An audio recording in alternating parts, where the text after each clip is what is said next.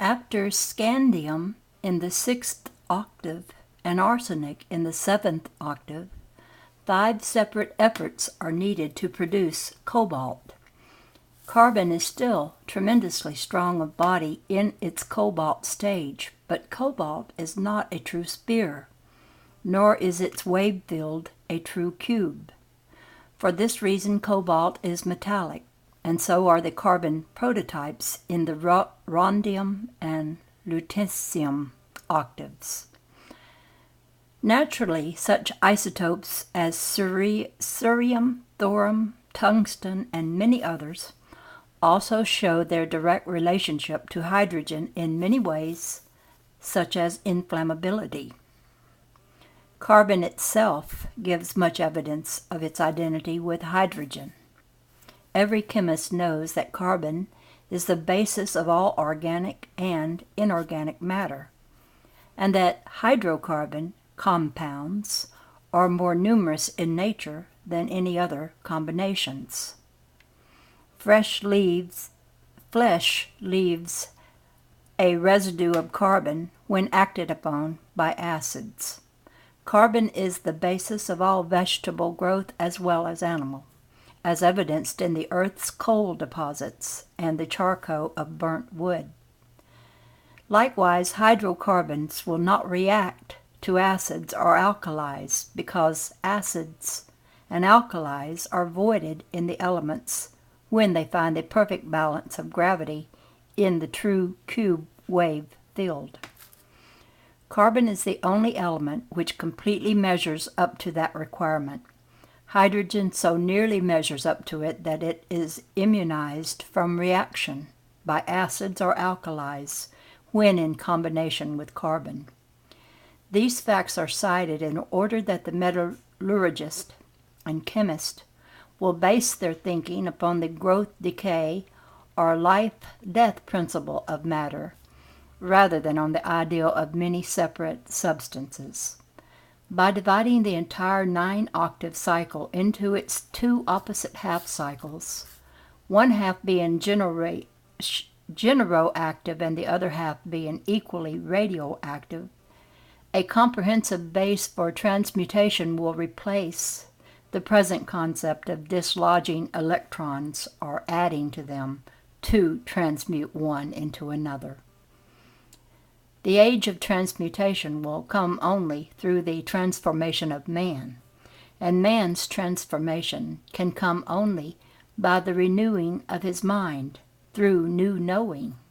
It has ever been that way since the dawn of consciousness, and it will ever be. Whenever new knowledge of a transforming nature premeets the race, the standard of world culture rises. The art of the Italian Renaissance transformed mankind from 7 centuries of dark ages. New knowledge of natural law is slowly driving superstition out of man.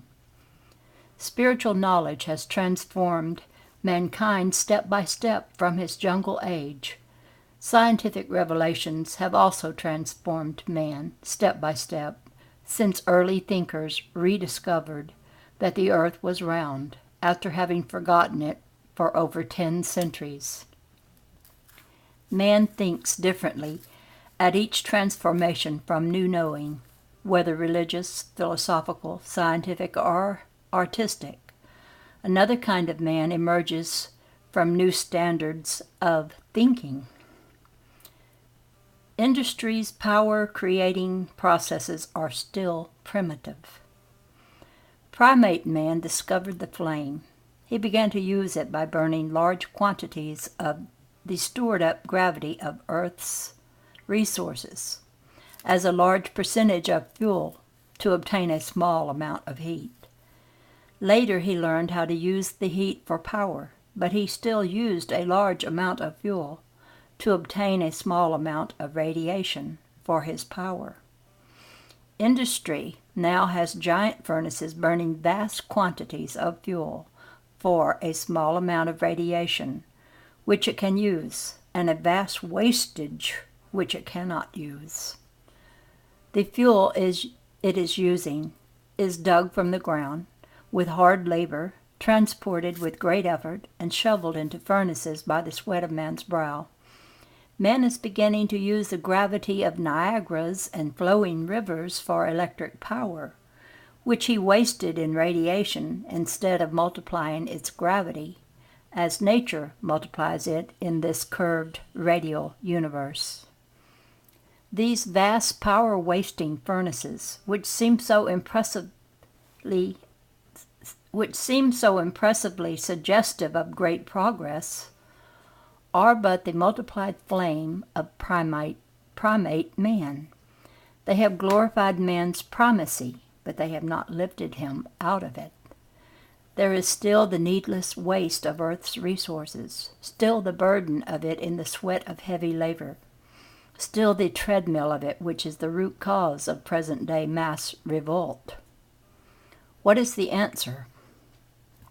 Knowledge alone will lift the industrial world from such a state of primacy.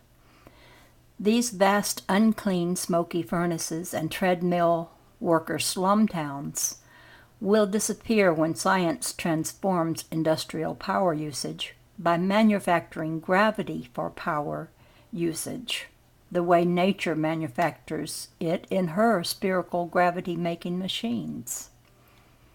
Nature is curved, and it is radial. This curved, radial universe of step-up and step-down transformer spheres stores up the gravity which man is so wastefully using in the hard, man-debasing way. Users of power must realize that neither gravity nor what science calls radiant energy are existent forces in nature. Both of these two expressions of force are manufactured products of nature, and man can manufacture them as readily as nature, for he has the same equipment to manufacture them that nature has. That equipment is the electric current, with its resultant dual polarity, and the curvature of both polarities. That is all that is needed, except the fuel for the electric current.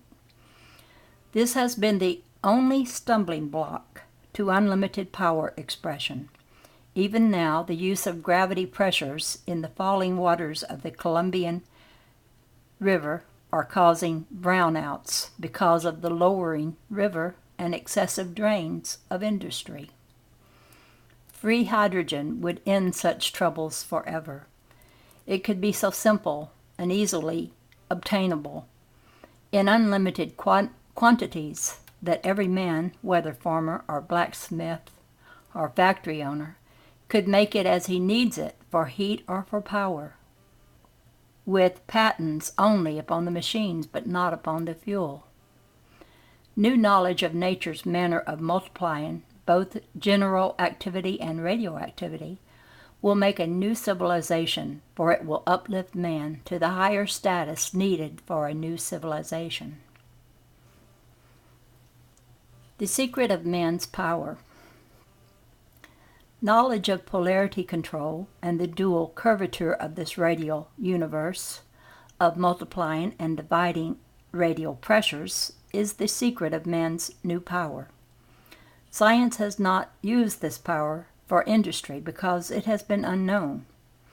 With that knowledge, science could blow this planet to pieces by multiplying the power of radioactivity through the lenses of polarity curvature, in addition to chain reaction explosive power.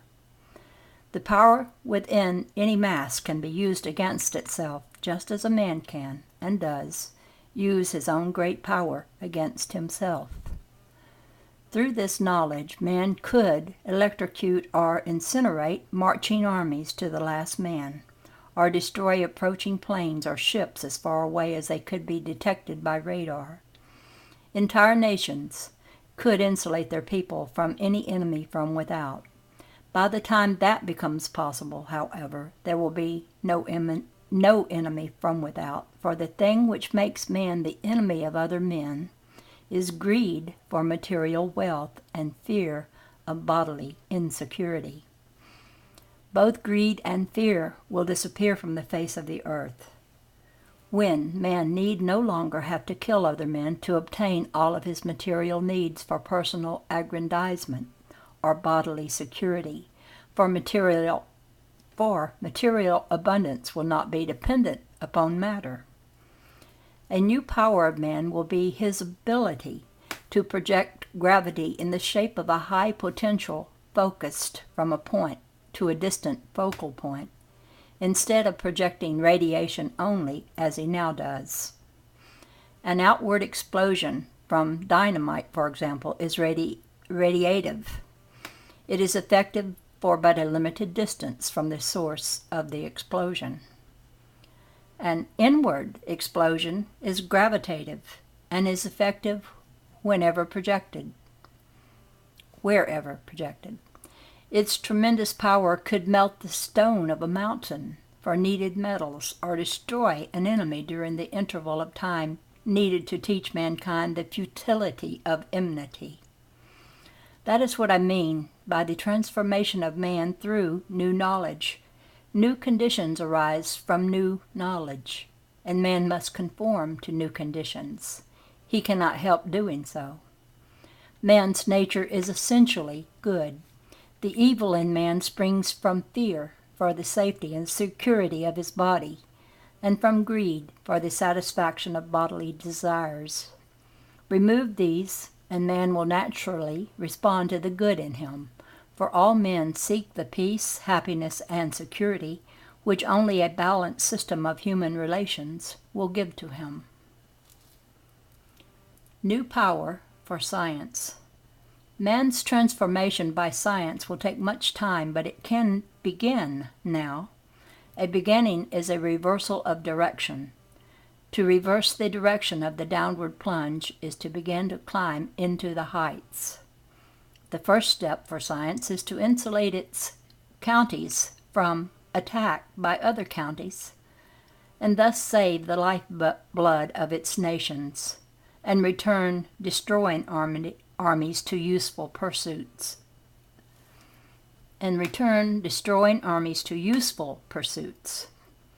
As very little time is needed to bring this about after the principles involved are thoroughly understood, the threat and fear of war should pass from the mind of man forever. Even if war should start before this had been accomplished, it could not go far before it could be remedied. The second step should be to give the world a new and inexhaustible fuel. Free hydrogen is the logical supply because free hydrogen is the basis of the 4 space octaves. The entire population of 10 planets like ours could not lessen its total because nature balances the withdrawals of gases with replacements continuously. Nature's replacements for withdrawals of solids consumes the amount of time taken to grow them. Nature may take 1,000,000 years to grow forest into coal. Coal is multiplied nitrogen, for nitrogen is a gas of carbon. Nitrogen can be transmuted continuously from the atmosphere in unlimited quantities forever. The atmosphere is composed of nitrogen and oxygen. Oxygen is carbon twice removed, just as nitrogen is carbon once removed. Likewise, hydrogen is carbon 1 octave lower, but not removed tonally. Gyroscopically, carbon and hydrogen are the same, for their planes of structure are identical. Hydrogen could, therefore, be transmuted from the atmosphere in unlimited quantities by merely changing the gyroscopic plane of nitrogen to the 90-degree angle of wave amplitude upon which hydrogen rotates. It would simplify scientific thinking if science would view the universe of matter and space as gravity, which accumulates general active predominance into hydrogen in the first 3.5 invisible octaves of matter that man today thinks of as space. The visible universe begins at the middle of the 4th octave and continues to carbon. Its general active maximum, where fourth and fifth octaves meet at wave amplitude. From their own, radioactivity begins its depolarizing process. But the bodies of the octaves grow bigger and keep within the visible range while dying, just as a tree or man grows bigger of body during declining years. If, therefore, science would form the habit of thinking of matter and space in terms of the carbon octaves and the hydrogen octaves, it would simplify their work of transmutation mightily.